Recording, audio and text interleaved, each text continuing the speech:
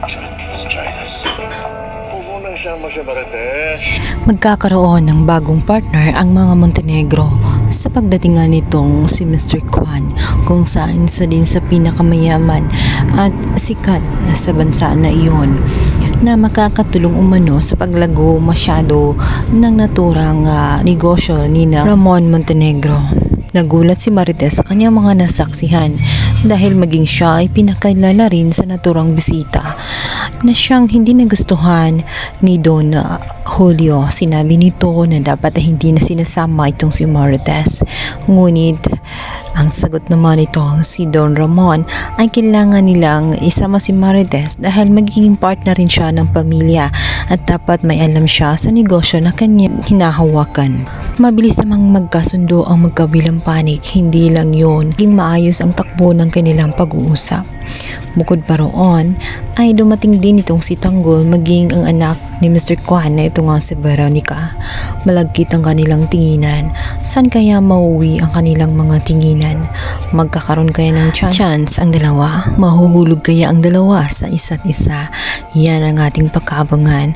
Sa kabilang banda, tela gusto na rin ni Don Julio para lalong lumago ang kanilang negosyo at mas sulit ang kanilang samahan. Hinikayat niya na si Tanggol at si Veronica ay magkapalagayan ng loob dahil gusto nito na maging maayos ang kanilang samahan at maging sulit kapag sila ay nagkatuluyan. Mas lalaki at lalago ang kanilang mga negosyo kapag ito ay nag-combine na. Ngunit magugustuhan naman kaya ni Tanggol gayong hindi niya suportado ang mga ginagawa ng kanyang ama kahit ito ay napakaproduktibo, ngunit alam niya na kasamaan ang dulot kapag nagpapalaganap sila ng droga. Kaya naman si Tanggol ay gumagawa ng paraan upang maharangan ang mga plano ng kanyang lolo at ng kanyang ama. Sa kabilang banda, hindi pa rin maiwasan ni Mang Rigor na magtanong tungkol nga kay Marites. Ngunit wala ng balita itong sa Santino. Andito naman ay dumagdag itong si David at sinabi na malamang ay wala nang pakialam ang kanilang ina na si Marites sa kanila sapagkat niyakap na nito ang bagong pamilya dahil natitiyak niya na mas gusto na niya ang marangyang buhay na hindi mabibigay at hindi masapili nga nitong si Rigor.